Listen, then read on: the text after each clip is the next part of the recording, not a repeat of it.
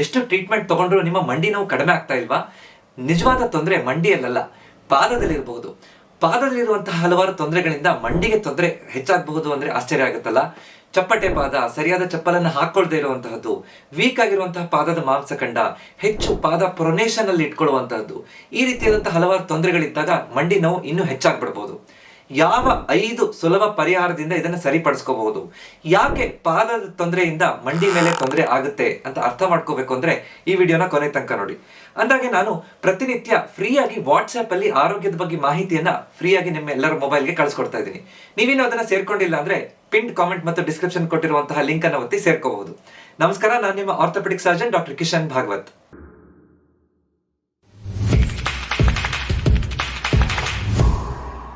ನಾನು 16 ವರ್ಷದಿಂದ ಕೀಲು ಮೂಳೆ ತಜ್ಞನಾಗಿ ಹಲವಾರು ಜನ ಮಂಡಿ ನೋವು, ಸೊಂಟ ನೋವನ್ನ ನೋಡ್ತಾ ಇರ್ತೀನಿ, ಅದಕ್ಕೆ ಟ್ರೀಟ್ಮೆಂಟ್ ಕೊಟ್ಟಿದ್ದೀನಿ.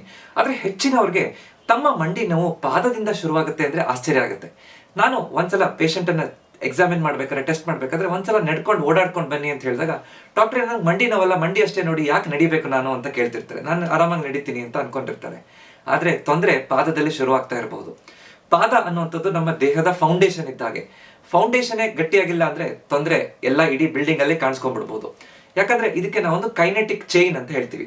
ಅಂದ್ರೆ ನಮ್ಮ ಪಾದದ ಅಲೈನ್ಮೆಂಟ್, ಪಾದ ಸರಿಯಾಗಿತ್ತು ಅಂತಂದ್ರೆ ನಮ್ಮ ಆಂಕಲ್ ರೊಟೇಷನ್ ಸರಿ ಇರುತ್ತೆ, ನಮ್ಮ ನೀ ಜಾಯಿಂಟಿನ ಅಲೈನ್ಮೆಂಟ್ ಸರಿ ಇರುತ್ತೆ, ಹಿಪ್ ಜಾಯಿಂಟಿನ ಮೆಕ್ಯಾನಿಕ್ಸ್ ಸರಿ ಇರುತ್ತೆ, ಸ್ಪೈನ್ ನಮ್ಮ ಬೆನ್ನು ಹೊರಿಯ ಪಾಸ್ಚರ್ ಸರಿ ಇರುತ್ತೆ.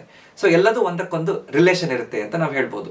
ನಮ್ಮ ಪಾದ ಹೇಗೆ ನಾವು ಇಡ್ತೀವಿ, ಯಾವ ರೀತಿ ಚಪ್ಪಲ್ ಹಾಕ್ತೀವಿ, ಯಾವ ರೀತಿ ನಡಿತೀವಿ, ಮಧ್ಯ ವಯಸ್ಸಿನ ತಂದೆ ತಾಯಂದಿರಿಂದ ಹಿಡಿದು IT ಪ್ರೊಫೆಷನಲ್ಲಿ ಓಡಾಡುವಂಥವ್ರು, ನಿಂತ್ಕೊಂಡು ಪ್ರತಿದಿನ ವಾಕಿಂಗ್ ಮಾಡುವಂಥವ್ರು, ಮನೇಲೆ ಕೆಲಸ ಮಾಡುವಂಥವ್ರು, ಎಲ್ಲರೂ ಕೂಡ ಪಾದವನ್ನ ಸರಿಯಾಗಿ ಇಟ್ಕೊಳ್ಳದೆ, ಸರಿಯಾಗಿ ಇಡದೆ ನಿಂತ್ಕೊಂಡು ಓಡಾಡೋದ್ರಿಂದ, ತಪ್ಪು ಭಂಗಿಯಿಂದ ನಡೆಯೋದ್ರಿಂದ ಮಂಡಿ ಮೇಲೆ ಗೊತ್ತಿಲ್ಲದೆ ಇದು ಸ್ಟ್ರೆಸ್ ನಿಧಾನವಾಗಿ ಹೆಚ್ಚಾಗ್ತಾ ಹೋಗುತ್ತೆ. ಮಂಡಿ ನೋವು ಈಗಿನ ಕಾಲದಲ್ಲಿ ಹೆಚ್ಚು ಕಾಣಿಸ್ಕೊತಾ ಇದೆ. ಉದಾಹರಣೆಗೆ ಹೇಳೋದಾದ್ರೆ, ಒಂದು ಮೋಟರ್ ಬೈಕ್ ಇದೆ ಅಂತ ತಿಳ್ಕೊಳ್ಳಿ. ಬೈಕ್ ಎಷ್ಟು ಒಳ್ಳೆ ಕಂಪನಿದಾದ್ರೂ, ಎಷ್ಟು ಒಳ್ಳೆ ಇಂಜಿನ್ ಇದ್ರು, ಟೈರ್ ಸ್ವಲ್ಪ ಬೆಂಡ್ ಆಗಿದೆ ಅಂತಂದ್ರೆ ನಮ್ಗೆ ಓಡಿಸಕ್ಕೆ ಬಹಳ ತೊಂದರೆ ಆಗುತ್ತೆ.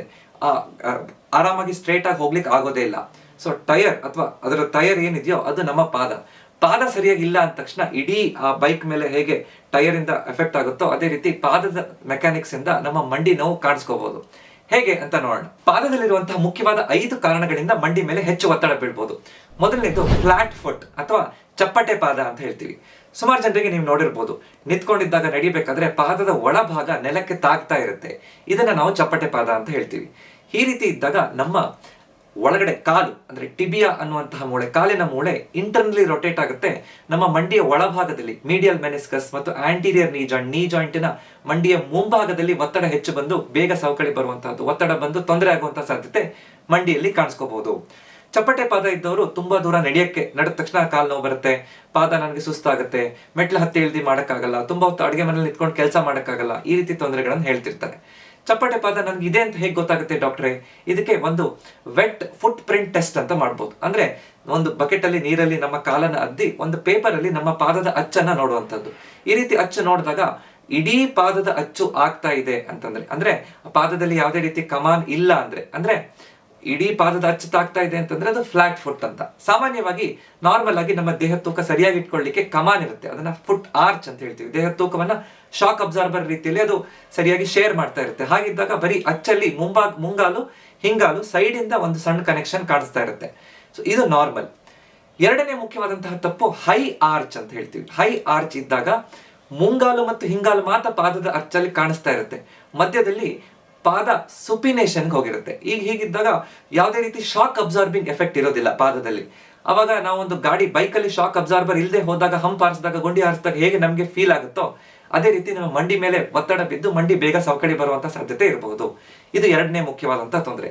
ಮೂರನೇ ತೊಂದರೆ, ತಪ್ಪಾದಂತಹ ಪಾದರಕ್ಷೆ ಹಾಕೊಂಡು ನಮ್ಮ ಪಾದ ಓವರ್ ಪ್ರೊನೇಷನ್ಗೆ ಹೋಗುವಂತದ್ದು. ಅಂದ್ರೆ ಹೆಚ್ಚಿನವರು ನಾವು ಗಟ್ಟಿಯಾದ ಚಪ್ಪಲನ್ನು ಹಾಕ್ತಿವಿ, ಫ್ಲಾಟ್ ಆಗಿರುವಂತಹ ಚಪ್ಪಲನ್ನು ಹಾಕ್ತಿವಿ, ಹವಾಯಿ ಚಪ್ಪಲ್ ಅಂತ ಗಟ್ಟಿ ರಬ್ಬರ್ ಚಪ್ಪಲ್ ಹಾಕೊಂಡು ಓಡಾಡ್ತಾ ಇರ್ತೀವಿ, ಆರ್ಚ್ ಸಪೋರ್ಟ್ ಇಲ್ಲದೆ ಇರುವಂತಹ ಚಪ್ಪಲನ್ನು ಹಾಕ್ತಿವಿ. ತುಂಬಾ ಹೊತ್ತು ಈ ರೀತಿ ಚಪ್ಪಲಲ್ಲಿ ನಡೆಯೋದ್ರಿಂದ ನಮ್ಮ ಪಾದದ ಕಮಾನಿಗೆ ಸಪೋರ್ಟ್ ಸಿಗ್ಲಿಲ್ಲ ಅಂದ ತಕ್ಷಣ ಪಾದ ಪ್ರೊನೇಷನ್ಗೆ ಹೋಗ್ಬಿಡುತ್ತೆ. ಪ್ರೊನೇಷನ್ ಅಂತಂದ್ರೆ ಆ ಪಾದದಲ್ಲಿರುವಂತಹ ಆರ್ಚ್ ಕುಸಿತಾ ಬಂದ್ಬಿಡುತ್ತೆ. ಅವಾಗ ಮತ್ತೆ ಮಂಡಿ ಮೇಲೆ ಒತ್ತಡ ಬೀಳುತ್ತೆ. ತುಂಬಾ ಸಪೋರ್ಟ್ ಇಲ್ಲದೆ ಇರುವಂತಹ ಚಪ್ಪಲನ್ನು ಹಾಕೊಂಡು ತುಂಬಾ ದಿನ ಈ ರೀತಿ ಆಗ್ತಾ ಇದೆ ಅಂದ್ರೆ ನಮ್ಮ ಚಪ್ಪಲಿನ ಒಳಭಾಗ ಸವಕಳಿ ಹೆಚ್ಚು ಕಾಣಿಸ್ತಾ ಇರುತ್ತೆ. ಹಿಂದ್ಗಡೆಯಿಂದ ನಿಂತ್ಕೊಂಡು ನೋಡಿದಾಗ, ಪಾದ ನೆಲಕ್ಕೆ ಇಟ್ಕೊಂಡು ನೋಡಿದಾಗ 5ನೇ ಬೆರಳು, 4ನೇ ಬೆರಳು, 3ನೇ ಬೆರಳು ಕಾಣಿಸ್ಕೊಳ್ಳುತ್ತೆ. ಸಾಮಾನ್ಯವಾಗಿ ಇದು ಕಾಣಿಸ್ಕೊಳ್ಳಲ್ಲ. ಹಾಗಿದ್ದಾಗ ಪಾದ ಪ್ರೊನೇಷನ್ ಅಲ್ಲಿ ಇದೆ ಅಂತ, ಅದು ಮಂಡಿ ಮೇಲೆ ಹೆಚ್ಚು ಒತ್ತಡ ಬೀಳುತ್ತೆ ಅಂತ. 4ನೇದು ಪಾದದ ಮಾಂಸಖಂಡಗಳು ವೀಕ್ ಆಗ್ತಾ ಹೋದಾಗ, ಅಂದ್ರೆ ನಾವು ಈಗಿನ ಕಾಲದಲ್ಲಿ ಹೆಚ್ಚು ಕೂತ್ಕೊಂಡೇ ಕೆಲಸ ಮಾಡ್ತೀವಿ, ಕಂಪ್ಯೂಟರ್ ಮುಂದೆ ಕೆಲಸ ಮಾಡ್ತೀವಿ, ಹೆಚ್ಚು ಓಡಾಟ ಶ್ರಮ ಇಲ್ವೇ ಇಲ್ಲ, ಪಾದಕ್ಕೆ ವ್ಯಾಯಾಮನೇ ಸಿಗ್ತಾ ಇಲ್ಲ. ಹಾಗಿದ್ದಾಗ ಪಾದದಲ್ಲಿರುವಂತಹ ಮಾಂಸಖಂಡಗಳು ವೀಕ್ ಆಗ್ತಾ ಬಂದ್ಬಿಡುತ್ತೆ. ಸ್ಥೂಲಕಾಯ, ಒಬಿಸಿಟಿ ಹೆಚ್ಚಿರುತ್ತೆ, ಡಯಾಬಿಟಿಸ್ ಇರುವಂತಹ ಕಾಯಿಲೆ ಇದೆ. ಇವೆಲ್ಲ ಸೇರಿದಾಗ ಪಾದದಲ್ಲಿರುವಂತಹ ಮಾಂಸಖಂಡಗಳು ವೀಕ್ ಆಗುತ್ತೆ. ಇನ್ನಷ್ಟು ಪಾದದಲ್ಲಿರುವಂತಹ ಶಾಕ್ ಅಬ್ಸಾರ್ಬಿಂಗ್ ಎಫೆಕ್ಟ್ ಕಡಿಮೆ ಆಗಿ ನಮಗೆ ತೊಂದರೆ ಕಾಣಿಸ್ತಾ ಹೋಗುತ್ತೆ. ಸೊ ಇದರಿಂದನೂ ಕೂಡ ತೊಂದರೆ ಆಗುತ್ತೆ. ಸೊ ತೂಕ ಕಡಿಮೆ ಮಾಡ್ಕೊಳ್ಳೋದ್ರಿಂದ ನಮ್ಮ ಪಾದವನ್ನ ಚೆನ್ನಾಗಿ ಕಾಪಾಡ್ಕೋಬಹುದು. ತೂಕ ಹೇಗೆ ಕಡಿಮೆ ಮಾಡ್ಕೋಬೇಕು ಅಂತ ನಿಮಗೆ ತಿಳ್ಕೋಬೇಕು ಅಂದ್ರೆ 21 ದಿನದ ಸುಲಭವಾದ ಮನೆಯಲ್ಲೇ ಮಾಡ್ಕೊಳ್ಳುವಂತಹ ತೂಕ ಹೇಗೆ ಕಡಿಮೆ ಮಾಡ್ಬೋದು ಅನ್ನುವಂತಹ ಕೋರ್ಸ್ ಅನ್ನ ನಾನು ಮಾಡಿದ್ದೀನಿ. ಲಿಂಕ್ ಡಿಸ್ಕ್ರಿಪ್ಷನ್ ಮತ್ತು ಪಿನ್ ಕಾಮೆಂಟ್ ಅಲ್ಲಿ ಇರುತ್ತೆ. ನಿಮ್ಗೆ ಇಂಟ್ರೆಸ್ಟ್ ಇದ್ರೆ ನೀವು ಅದನ್ನ ನೋಡಬಹುದು, ಅದನ್ನ ಸೇರ್ಕೋಬಹುದು. 5ನೇದು ಲಿಂಪ್ ಲೆಂತ್ ಡಿಸ್ಕ್ರಿಪೆನ್ಸಿ ಮತ್ತು ನಡೆಯುವಂತಹ ಭಂಗಿಯಲ್ಲಿ ಬದಲಾವಣೆ ಅಂತ.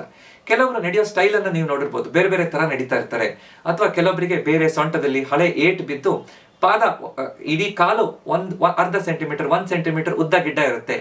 ಹಾಗಿದ್ದಾಗ ಕೂಡ ನಾವು ನಡೆಯುವಂತಹ ಸರಿಯಾದ ಚಪ್ಪಲನ್ನ ಕರೆಕ್ಟ್ ಆಗಿ ಅದನ್ನ ಕರೆಕ್ಷನ್ ಮಾಡದೆ ನಡೀತಾ ಹೋದ್ರೆ, ಅಂದ್ರೆ ಆ ಉದ್ದ ಗಿಡ್ಡವನ್ನು ಸರಿಪಡಿಸ್ಕೊಳ್ದೆ ನಡೀತಾ ಹೋದ್ರೆ ನಮ್ಮ ಪಾದದ ಮೇಲೆ, ಮಂಡಿ ಕೀಲಿನ ಮೇಲೆ, ಸೊಂಟದ ಮೇಲೆ, ಎಲ್ಲದ ಮೇಲೆ ತೊಂದರೆ ಬಂದು ನೋವು ಇನ್ನಷ್ಟು ಹೆಚ್ಚು ಕಾಣಿಸ್ಕೋಬಹುದು. ಸೊ ಈ 5 ಮುಖ್ಯವಾದಂತಹ ಕಾರಣಗಳನ್ನ ಹೇಗೆ ಸರಿಪಡಿಸೋದು ನೋಡೋಣ. ಇದನ್ನ ಸರಿಪಡಿಸ್ಕೊಳ್ಳಿಕ್ಕೆ 5 ಮುಖ್ಯವಾದಂತಹ ಪರಿಹಾರವನ್ನ ನಾನು ಹೇಳ್ತೀನಿ. ಮೊದಲನೇದು ಸರಿಯಾದ ಚಪ್ಪಲ್, ಪಾದರಕ್ಷೆಯನ್ನ ಹಾಕೊಳ್ಳುವಂತಹದ್ದು. ಹೆಚ್ಚಿನ ಸಲ ನಾವು ಗಟ್ಟಿಯಾದಂತಹ ಚಪ್ಪಲನ್ನ, ಹವಾಯಿ ಚಪ್ಪಲನ್ನ, ಆತರ ಗಟ್ಟಿಯಾದ ಚಪ್ಪಲನ್ನ ಹಾಕೋತೀವಿ. ಕರೆಕ್ಟ್ ಆಗಿ ಸಪೋರ್ಟ್ ಆರ್ಚ್ ಇಲ್ಲದೆ ಇದ್ದಾಗ ತೊಂದರೆ ಆಗುತ್ತೆ ಅಂತ ನಾವು ತಿಳ್ಕೊಂಡಿದೀವಿ. ಸೊ ಅದಕ್ಕೋಸ್ಕರ ಸರಿಯಾದ ಚಪ್ಪಲಲ್ಲಿ ಏನೇನಿರಬೇಕು, ನಮಗೆ ಶಾಕ್ ಅಬ್ಸಾರ್ಬಿಂಗ್ ಎಫೆಕ್ಟ್ ಅನ್ನ ಕೊಡ್ಲಿಕ್ಕೆ ಒಳ್ಳೆಯ ಕುಶನ್ ಇರುವಂತಹ ಚಪ್ಪಲ್ ಬೇಕು. ಪಾದದ ಕಮಾನಿಗೆ ಸಪೋರ್ಟ್ ಕೊಡ್ಲಿಕ್ಕೆ ಆರ್ಚ್ ಸಪೋರ್ಟ್ ಇರುವಂತಹದ್ದು ಬೇಕು. ಮಿಡ್ ಸೋಲ್, ನಮ್ಮ ಪಾದದ ಕಮಾನ್ ಕುಸಿದೇ ಇರೋ ರೀತಿಯಲ್ಲಿ ಫರ್ಮ್ ಆಗಿರುವಂತಹ ಮಿಡ್ ಸೋಲ್ ಭಾಗ ಇರುವಂತಹ ಚಪ್ಪಲನ್ನ ನಾವು ಬಳಸಬೇಕು. ಸರಿಯಾದ ಪಾದರಕ್ಷೆಯನ್ನು ಹೇಗೆ ಆಯ್ಕೆ ಮಾಡಬೇಕು ಅನ್ನೋದ್ರ ಬಗ್ಗೆ ಡೀಟೇಲ್ಡ್ ಆಗಿ ನಾನು ವಿಡಿಯೋವನ್ನು ಮಾಡಿದ್ದೀನಿ. ಆ ವಿಡಿಯೋದಲ್ಲಿ ನೀವು ನೋಡ್ಬೋದು. ನೀವು ಚಪ್ಪಲ್ ಅಥವಾ ಶೂ ತಗೋಬೇಕಾದ್ರೆ ಆ ವಿಡಿಯೋ ನೋಡ್ಕೊಂಡ್ರೆ ನಿಮ್ಮ ಪಾದಕ್ಕೆ ಯಾವ್ದು ಸರಿ ಅನ್ನೋದನ್ನ ನೀವು ಅರ್ಥ ಮಾಡ್ಕೊಂಡು ತಗೋಬಹುದು. ಅದನ್ನ ಕರೆಕ್ಟ್ ಅರ್ಥ ಮಾಡ್ಕೋಬೇಕು. ಸರಿಯಾಗಿ ಎಲ್ಲ ಟೈಟ್ ಆಗಿರಬಾರ್ದು, ಲೂಸ್ ಆಗಿರಬಾರ್ದು, ಕರೆಕ್ಟ್ ಫಿಟ್ ಇರಬೇಕು.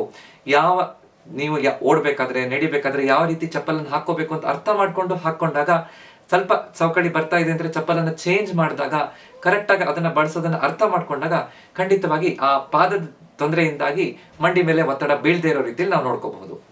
2ನೇದು ಸುಲಭವಾದ ಕೆಲವೊಂದು ವ್ಯಾಯಾಮಗಳು ನಾವು ಅರ್ಥ ಮಾಡ್ಕೋಬೇಕು. ಅಂದ್ರೆ ಕೆಲವೊಂದು ವ್ಯಾಯಾಮಗಳನ್ನ ಕರೆಕ್ಟ್ ಆಗಿ ಮಾಡ್ಕೊಂಡು ಮಾಂಸಖಂಡಗಳನ್ನ ಗಟ್ಟಿಯಾಗಿ ಇಟ್ಕೊಳ್ಳೋದ್ರಿಂದ ಈ ಪಾದವನ್ನ ಗಟ್ಟಿಯಾಗಿ ಇಟ್ಕೋಬಹುದು. ಇಡೀ ದೇಹವನ್ನ ಸಪೋರ್ಟ್ ಮಾಡುವಂತಹ ಪಾದ ಆರೋಗ್ಯವಾಗಿರುತ್ತೆ. ಯಾವ ವ್ಯಾಯಾಮನ ಮಾಡಬಹುದು, ಆರಾಮಾಗಿ ಒಂದು 3 ರಿಂದ 4 ನಿಮಿಷದಲ್ಲಿ ಪ್ರತಿದಿನ ಮಾಡ್ಲಿಕ್ಕೆ ಆಗುವಂತಹ ವ್ಯಾಯಾಮಗಳನ್ನ ಹೇಳ್ಕೊಡ್ತೀನಿ. ಮೊದಲನೇದು ಟವೆಲ್ ಸ್ಕ್ರಂಚ್. ಅಂದ್ರೆ ಒಂದು ಚಿಕ್ಕ ಟವೆಲ್ ಅಥವಾ ಒಂದು ಕರ್ಚೀಫ್ ಅನ್ನ ನೆಲದ ಮೇಲೆ ಇಟ್ಕೊಂಡು ಪಾದದ ಬೆರಳುಗಳಿಂದ ಆ ಟವೆಲ್ ಅಥವಾ ಕರ್ಚೀಫ್ ಅನ್ನ ನಿಧಾನವಾಗಿ ಎಳಿತಾ ಬರಬೇಕು. ಈ ರೀತಿ ಎಳಿತಾ ಬಂದು ನಿಧಾನವಾಗಿ ಒಂದ್ಸಲ ಎಳೆದು ನಂತರ ಅದನ್ನ ಸ್ಪ್ರೆಡ್ ಮಾಡೋದು, ಮತ್ತೆ ಮಾಡುವಂಥದ್ದು. ಒಂದು 5-6 ಸಲ ಮಾಡೋದ್ರಿಂದ ಬಹಳ ಚೆನ್ನಾಗಿ ಆ ಪಾದದ ಬೆರಳುಗಳಿಗೆ ವ್ಯಾಯಾಮ ಸಿಕ್ಕಿದಾಗುತ್ತೆ. 2ನೇದು ಮಾರ್ಬಲ್ ಪಿಕಪ್ ಎಕ್ಸರ್ಸೈಸ್ ಅಂತ. ಸಣ್ಣ ಗೋಲಿಗಳನ್ನು ತಗೋಬಹುದು ಅಥವಾ ಸಣ್ಣ ಕಲ್ಲುಗಳು, ಚುಚ್ಚದೇ ಇರುವಂತಹ ಚಿಕ್ಕ ಚಿಕ್ಕ ಕಲ್ಲುಗಳನ್ನ ತಗೊಂಡು ಒಂದು ತಟ್ಟೆ ಅಥವಾ ಒಂದು ಪಾತ್ರೆಗೆ ಆ ಬೆರಳುಗಳಿಂದ ಕಲ್ಲನ್ನ ಎತ್ತಿ ಆ ಪಾತ್ರೆಗೆ ಹಾಕುವಂಥದ್ದು. ಹೀಗೆ ಮಾಡೋದ್ರಿಂದ ನಮ್ಮ ಪಾದಕ್ಕೆ ಹೋಗುವಂತಹ ರಕ್ತ ಸಂಚಾರವನ್ನು ಹೆಚ್ಚು ಮಾಡಿದಾಗುತ್ತೆ. ಅಲ್ಲಿರುವಂತಹ ಕೀಲ್ಗಳಿಗೆ ನಾವು ಮೂವ್ಮೆಂಟ್ ಕೊಟ್ಟಾಗುತ್ತೆ. ಇದನ್ನು ಒಂದು 5-6 ಸಲ ಮಾಡೋದ್ರಿಂದ ಬಹಳ ಚೆನ್ನಾಗಿ ಅನುಕೂಲ ಆಗ್ತಾ ಹೋಗುತ್ತೆ ಅಂತ ಹೇಳ್ಬೋದು. 3ನೇ ವ್ಯಾಯಾಮ ಹೀಲ್ ರೇಸ್ ಎಕ್ಸರ್ಸೈಸ್. ನೇರವಾಗಿ ನಿಂತ್ಕೊಂಡು ನಾವು ಅವಶ್ಯಕತೆ ಇದ್ರೆ ಸಪೋರ್ಟ್ ಹಿಡ್ಕೊಂಡು ತುದಿಗಾಲಲ್ಲಿ ನಿಂತ್ಕೊಳ್ಳೋದು, ಮತ್ತೆ ವಾಪಸ್ ಬರುವಂಥದ್ದು, ತುದಿಗಾಲ ನಿಂತ್ಕೊಳ್ಳುವಂಥದ್ದು, ವಾಪಸ್ ಬರುವಂಥದ್ದು. ಇದರಿಂದ ಇಡೀ ನಮ್ಮ ಪಾದಕ್ಕೆ ಸ್ಟ್ರೆಚ್ ಆಗುತ್ತೆ, ಮಾಂಸಖಂಡಗಳು ಗಟ್ಟಿಯಾಗ್ಲಿಕ್ಕೆ, ರಕ್ತ ಸಂಚಾರ ಸರಿಯಾಗ್ಲಿಕ್ಕೆ, ನರ ಸಂಚಾರ ಸರಿಯಾಗ್ಲಿಕ್ಕೆ ಅನುಕೂಲ ಆಗ್ತಾ ಹೋಗುತ್ತೆ. 4ನೇದು ಶಾರ್ಟ್ ಫುಟ್ ಎಕ್ಸರ್ಸೈಸ್. ಅಂದ್ರೆ ನೇರವಾಗಿ ನಿಂತ್ಕೊಂಡು ನಮ್ಮ ಪಾದದ ಕಮಾನನ್ನ ಎತ್ತಲಿಕ್ಕೆ ನಾವು ಪ್ರಯತ್ನ ಮಾಡಬೇಕು. ಬೆರಳುಗಳನ್ನ ಫುಲ್ ಈ ರೀತಿ ಮಡಚಬಾರ್ದು. ಬೆರಳುಗಳನ್ನ ನೆಲದ ಮೇಲೆ ಇಟ್ಕೊಂಡು ಪಾದದ ಕಮಾನನ್ನು ಎತ್ತಲಿಕ್ಕೆ ಪ್ರಯತ್ನ ಮಾಡಿ ಬಿಡುವಂಥದ್ದು. ಇದು 5 ರಿಂದ 6 ಸಲ ಮಾಡುವಂಥದ್ದು. ಈ ವ್ಯಾಯಾಮ ಮಾಡೋದ್ರಿಂದ ಈ ಪಾದದ ಕಮಾನನ್ನ ಹಿಡಿದಿಟ್ಕೊಳ್ಳುವಂತಹ ಮಾಂಸಖಂಡಗಳನ್ನ ಗಟ್ಟಿಯಾಗಿ ಇಟ್ಕೊಳ್ಳಿಕ್ಕೆ ಅನುಕೂಲ ಆಗುತ್ತೆ. 3ನೇ ಪರಿಹಾರ ಓವರ್ ಪ್ರೊನೇಷನ್. ಪಾದ ಹೊರಗಡೆ ಹೋಗ್ತಾ ಇದೆ ಅಂದ್ರೆ ಅದನ್ನ ಸರಿಪಡಿಸಲಿಕ್ಕೆ ಕೆಲವೊಂದಿಷ್ಟು ವಿಧಾನಗಳನ್ನ ನಾವು ಅನುಸರಿಸಬೇಕು. ಅಂದ್ರೆ ಚಪ್ಪಟೆ ಪಾದ ಆಗ್ತಾ ಇದೆ, ಓವರ್ ಪ್ರೊನೇಷನ್ ಆಗ್ತಾ ಇದೆ ಅಂತ ಇದ್ರೆ ಒಳಗಡೆ ಇರುವಂತಹ ಮೀಡಿಯಲ್ ಆರ್ಚ್ ಸಪೋರ್ಟ್ ಅನ್ನ ಬಳಸಬಹುದು. ಮೀಡಿಯಲ್ ಆರ್ಚ್ ಸಪೋರ್ಟ್ ಅಂತ ಸಿಲಿಕಾನ್ ಮಟೀರಿಯಲ್ ಅಲ್ಲಿ ಅಥವಾ MCR ಮೀಡಿಯಲ್ ಆರ್ಚ್ ಸಪೋರ್ಟ್ ಅನ್ನೋದು ಸಿಗುತ್ತೆ. ಅಥವಾ ಚಪ್ಪಲಲ್ಲೇ ಅಥವಾ ಶೂ ಅಲ್ಲೇ ಇನ್ಬಿಲ್ಟ್ ಮೀಡಿಯಲ್ ಆರ್ಚ್ ಸಪೋರ್ಟ್ ಸಿಗುವಂತಹ ಸೋಲ್ಗಳು ಸಿಗುತ್ತೆ, ರೆಡಿಮೇಡ್ ಚಪ್ಪಲ್ಗಳು ಸಿಗುತ್ತೆ. ಸೊ ನೀವು ಗೂಗಲ್ ಅಲ್ಲಿ ಅಥವಾ ಯಾವ್ದಾದ್ರು ನೀವು ಯೂಸ್ ಮಾಡ್ತಾ ಇರುವಂತಹ ಪ್ಲಾಟ್ಫಾರ್ಮ್ ಅಲ್ಲಿ ನೀವು ಆನ್ಲೈನ್ ಅಲ್ಲಿ ತಗೋಬೇಕಾದ್ರೆ MCR chappal with medial arch support ಅಂತ ಹುಡುಕಿದ್ರೆ ಖಂಡಿತವಾಗಿ ಅದಕ್ಕೆ ನಿಮ್ಗೆ ಬೇಕಾಗಿರುವಂತಹ ಸೈಜ್ ಎಂದು ಸರಿಯಾಗಿ ಡಿಸೈನ್ ಎಂದು ನೋಡ್ಕೊಂಡು ನೀವು ತರಿಸ್ಕೋಬಹುದು. ಅದರಿಂದ ಅನುಕೂಲ ಆಗುತ್ತೆ. ಸರಿಯಾಗಿ ಕುಶನ್ ಇರುವಂತಹ ಮೀಡಿಯಲ್ ಆರ್ಚ್ ಸಪೋರ್ಟ್ ಇರುವಂತಹ ಚಪ್ಪಲ್ ಹಾಕೊಳ್ಳುವಂಥದ್ದು ಪ್ರೊನೇಷನ್ ಜಾಸ್ತಿ ಇದ್ದಾಗ ಬಹಳ ಮುಖ್ಯ. ಅದೇ ರೀತಿ ಹೈ ಆರ್ಚ್ ಇದೆ ಅಂದ್ರೆ ಅದನ್ನ ಸರಿಪಡಿಸಲಿಕ್ಕೆ ಹೀಲ್ ಕಪ್ಸ್ ಅನ್ನ ಬಳಸಬಹುದು, ಕುಶನ್ಡ್ ಇನ್ಸೋಲ್ಸ್ ಅನ್ನ ಬಳಸಬಹುದು. ಆವಾಗ ಆ ಶಾಕ್ ಅಬ್ಸಾರ್ಬಿಂಗ್ ಎಫೆಕ್ಟ್ ಸರಿಯಾಗುತ್ತೆ, ಪಾದಕ್ಕೆ ಕರೆಕ್ಟ್ ಆಗಿ ಸಪೋರ್ಟ್ ಸಿಕ್ಕಿ ಮಂಡಿ ಮೇಲೆ ಒತ್ತಡ ಬೀಳುವಂಥದ್ದು ಕಡಿಮೆ ಆಗುತ್ತೆ. ಇದು 3ನೇ ಪರಿಹಾರ. 4ನೇ ಪರಿಹಾರ, ಟೈಟ್ ಆಗಿರುವಂತಹ ಸ್ಟ್ರಕ್ಚರ್ಸ್ ಅನ್ನ ನಾವು ಸ್ಟ್ರೆಚ್ ಮಾಡಬೇಕು. ಮುಖ್ಯವಾಗಿ ಈ ಪಾದದ ತೊಂದರೆ ಇದ್ದಾಗ ಪ್ಲಾಂಟಾರ್ ಫೇಶಿಯಾ ಮತ್ತು ನಮ್ಮ ಕಾಫ್ ಅಂದ್ರೆ ಮೀನ್ಖಂಡದ ಮಾಂಸಖಂಡಗಳು ಟೈಟ್ ಆಗಿರುತ್ತೆ. ಇದನ್ನ ಸ್ಟ್ರೆಚ್ ಹೇಗೆ ಮಾಡಬೇಕು? Calf muscle stretch exercise. ನೇರವಾಗಿ ಗೋಡೆ ಮುಂದೆ ನಿಂತ್ಕೊಂಡು 2 ಕೈಗಳನ್ನ ಗೋಡೆ ಮೇಲೆ ಇಟ್ಕೊಂಡು ಒಂದು ಪಾದವನ್ನು ಹಿಂದೆ ಇಟ್ಟು ಹಿಮ್ಮಡಿ ನೆಲದ ಮೇಲೆ ಇರಬೇಕು. ನಿಧಾನವಾಗಿ ನಾವು ಮುಂದಕ್ಕೆ ಬಗ್ಬೇಕು, ಪಾದ ನೆಲದ ಮೇಲೆ ಇರಬೇಕು. ಅವಾಗ ನಮ್ಮ ಒಂದು ಕಾಲಲ್ಲಿ ಆ ಮೀನ್ಖಂಡದಲ್ಲಿ ಸ್ಟ್ರೆಚ್ ಫೀಲ್ ಆಗುತ್ತೆ. 15ರಿಂದ 20 ಸೆಕೆಂಡ್ ಈ ತರ ಹಿಡ್ಕೊಂಡು ಮತ್ತೆ ವಾಪಸ್ ಬರೋದು. 3ರಿಂದ 4 ಸಲ ಬಲಗಡೆ ಎಡಗಡೆ ಎರಡೂ ಕಡೆ ನಾವು ಇದನ್ನ ರಿಪೀಟ್ ಮಾಡೋದ್ರಿಂದ ಆ ಮಾಂಸಖಂಡಗಳನ್ನ ಸ್ಟ್ರೆಚ್ ಮಾಡಿದಾಗುತ್ತೆ. ಅವಾಗ ಮಂಡಿ ಮೇಲೆ ಒತ್ತಡ ಕಡಿಮೆ ಮಾಡಿದಾಗುತ್ತೆ. 2ನೇದು ಪ್ಲಾಂಟಾರ್ ಫೇಶಿಯಾ ಸ್ಟ್ರೆಚ್ ಅಂತ. ನಾವು ನೇರವಾಗಿ ನಿಂತ್ಕೊಂಡು ಅಥವಾ ಕೂತ್ಕೊಂಡು ಮಾಡಬಹುದು. ಪಾದವನ್ನ ಹಿಮ್ಮಡಿ ಮೇಲೆ ನಿಂತ್ಕೊಳ್ಳೋದು ಅಥವಾ ಹಿಮ್ಮಡಿಯನ್ನ ಊರಿ ಮುಂಗಾಲನ್ನ ನಾವು ಮೇಲಕ್ಕೆ ಎಳಿಬೇಕು ಅಥವಾ ಎತ್ತಬೇಕು. ಈ ರೀತಿ ಮಾಡಿದಾಗ ನಮ್ಮ ಪಾದದಲ್ಲಿರುವಂತಹ ಕಮಾನ್, ಆ ಪ್ಲಾಂಟಾರ್ ಫೇಶಿಯಾ ಏನಿರುತ್ತೋ ಅದು ಸ್ಟ್ರೆಚ್ ಆಗುತ್ತೆ. ಅವಾಗ ಆರಾಮಾಗಿ ಆ ಟೈಟ್ ಆಗಿರುವಂತಹ ಸ್ಟ್ರಕ್ಚರ್ ಲೂಸ್ ಆಗಿ ಫ್ರೀ ಆದ ತಕ್ಷಣ ಪಾದದಿಂದ ಮಂಡಿ ನೋವು ಬರುವಂತದ್ದು ಕಡಿಮೆ ಆಗುತ್ತೆ. ಸೊ ಇದು 4ನೇ ಪರಿಹಾರ. 5ನೇದು ಮತ್ತು ಅತ್ಯಂತ ಮುಖ್ಯವಾದಂತಹದ್ದು ತೂಕ ನಿಯಂತ್ರಣ.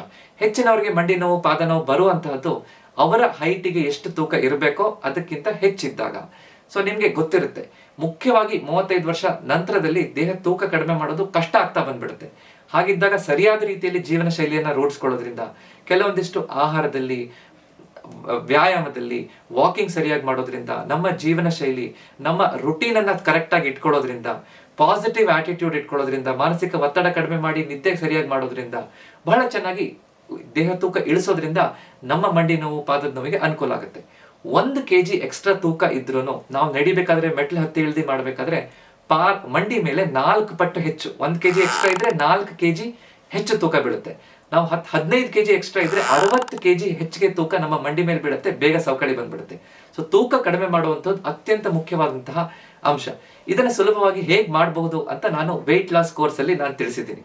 ನೀವಿನ್ನು ಅದನ್ನ ಸೇರ್ಕೊಂಡಿಲ್ಲ, ಅದ್ರ ಬಗ್ಗೆ ತಿಳ್ಕೊಂಡಿಲ್ಲ, ನೋಡಿಲ್ಲ, ಏನಿದೆ ಅಂತ ನಿಮ್ಗೆ ತಿಳ್ಕೊಂಡಿಲ್ಲ ಅಂತಂದ್ರೆ ದಯವಿಟ್ಟು ಈ ಡಿಸ್ಕ್ರಿಪ್ಷನ್ ಮತ್ತು ಪಿನ್ ಕಾಮೆಂಟ್ ಅಲ್ಲಿ ಕೊಟ್ಟಿರುವಂತಹ ಲಿಂಕ್ ಅನ್ನು ಒತ್ತಿ ತಿಳ್ಕೊಳ್ಳಿ.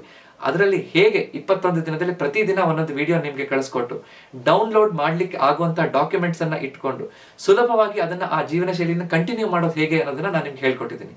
ಅದನ್ನ ಅರ್ಥ ಮಾಡ್ಕೋಬೇಕು ಅಂದ್ರೆ ಅದನ್ನ ಆ ವೆಯ್ಟ್ ಲಾಸ್ ಕೋರ್ಸ್ ಅನ್ನ ನೀವು ನೋಡಿ. ಇವತ್ತಿನ ವಿಡಿಯೋದಲ್ಲಿ ಹೇಗೆ ಪಾದದ ತೊಂದರೆಯಿಂದ ಮಂಡಿ ಮೇಲೆ ಒತ್ತಡ ಬೀಳುತ್ತೆ, ನೋವು ಹೆಚ್ಚಾಗಬಹುದು, ಅದನ್ನ ಸರಿಪಡಿಸ್ಕೊಳ್ಳೋದ್ರಿಂದ ಮಂಡಿ ನೋವನ್ನ ನಾವು ಬರ್ದೇ ಇರೋ ರೀತಿಯಲ್ಲಿ ಹೇಗೆ ನೋಡ್ಕೋಬಹುದು ಅಂತ ನಾವು ಅರ್ಥ ಮಾಡ್ಕೊಂಡಿದೀವಿ. 5 ಸುಲಭ ಪರಿಹಾರವನ್ನ ತಿಳ್ಕೊಂಡಿದೀವಿ. ಈ ವಿಡಿಯೋ ನಿಮ್ಗೆ ಇಷ್ಟ ಆಯ್ತಂದ್ರೆ ದಯವಿಟ್ಟು ನನ್ನ ಈ ವಿಡಿಯೋನ ಲೈಕ್ ಮಾಡಿ ಮತ್ತು ನಿಮ್ಗೆ ಗೊತ್ತಿರೋಂಥವ್ರಿಗೆ ಹಂಚ್ಕೊಳ್ಳಿ. ನೀವಿನ್ನು ನನ್ನ ಫ್ರೀ ವಾಟ್ಸ್ಆಪ್ ಗುಂಪಿಗೆ ಸೇರ್ಕೊಂಡಿಲ್ಲ ಅಂದ್ರೆ ದಯವಿಟ್ಟು ಅದನ್ನ ಸೇರ್ಕೊಳ್ಳಿ. ವೆಯ್ಟ್ ಲಾಸ್ ಕೋರ್ಸ್ ಅನ್ನ ಚೆಕ್ಔಟ್ ಮಾಡೋದನ್ನ ಮರಿಬೇಡಿ. ಇದೇ ರೀತಿಯಾದಂಥ ಹೆಚ್ಚಿನ ವಿಡಿಯೋನ ಫ್ರೀಯಾಗಿ ನೋಡ್ಬೇಕು ಅಂದ್ರೆ ನನ್ನ ಯೂಟ್ಯೂಬ್ ಚಾನಲ್ ಅಲ್ಲಿ ಎಲ್ಲಾ ವಿಡಿಯೋಗಳು ಕಾಣಿಸುತ್ತೆ. ಸೊ ದಯವಿಟ್ಟು ಸಬ್ಸ್ಕ್ರೈಬ್ ಮಾಡ್ಕೊಳ್ಳಿ. ಯಾಕಂದ್ರೆ ನಮ್ಮ ಆರೋಗ್ಯ ನಮ್ಮ ಕೈಲಿದೆ, ಅದನ್ನು ಸರಿಯಾಗಿ ನೋಡ್ಕೊಳ್ಳೋದು ನಮ್ಮ ಕರ್ತವ್ಯ. ನಮಸ್ಕಾರ.